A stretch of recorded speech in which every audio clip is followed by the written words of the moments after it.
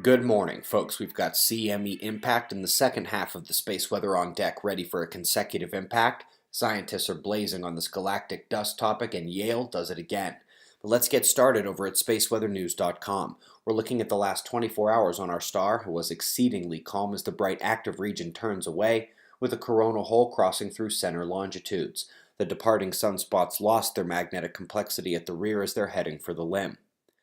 As we come to the solar wind, we see the CME impact that we've been expecting, right in the middle of when we and NOAA forecasted impact and when NASA did.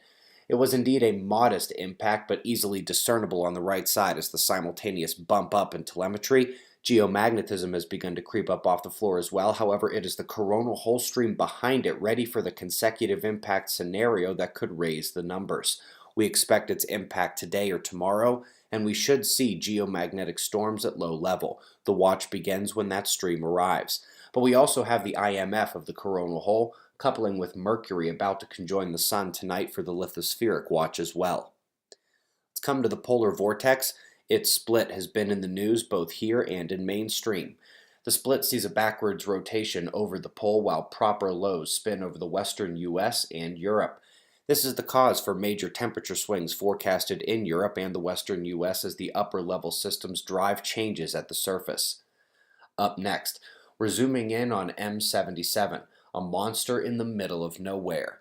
Once at the proper zoom, we find an amazing mixture of blue and red areas composing the galaxy, and when Hubble uses its various color light filters, it reveals young stars as bright blue and hot dust as red. You can see the colder dust filaments as the browner regions in there as well. Sticking with something similar, we've got NGC 3344, and ALMA has the center of the galaxy in the crosshairs, revealing an incredible dust ring that is rotating around the galactic center. They say the shape and motion does not follow the gravitationally expected pathways from the galactic center, instead favoring more chaotic and seemingly random motion, something Alphen predicted would seem random with oversimplified plasma physics. Up next, we're at the combination of professors from Yale and Oxford studying real Arctic ice changes compared to the models.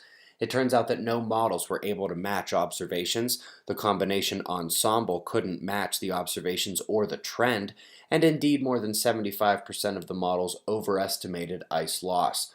Bold is reality, and while a couple models did predict better winter recoveries, the vast majority did not foresee as much ice as was actually observed. Lastly, folks, we would love to get some translations and perhaps even an English transcript for the magnetic reversal videos. That would be amazing and much appreciated across the sphere. Links to those videos are below. We've got your wind maps and shots of our star to close. Observing the Frontier starts tomorrow night. Very excited to see everyone. We greatly appreciate your support, and we'll do this all again tomorrow, right here. But right now, it's 4:20 a.m. in the new Valley of the Sun.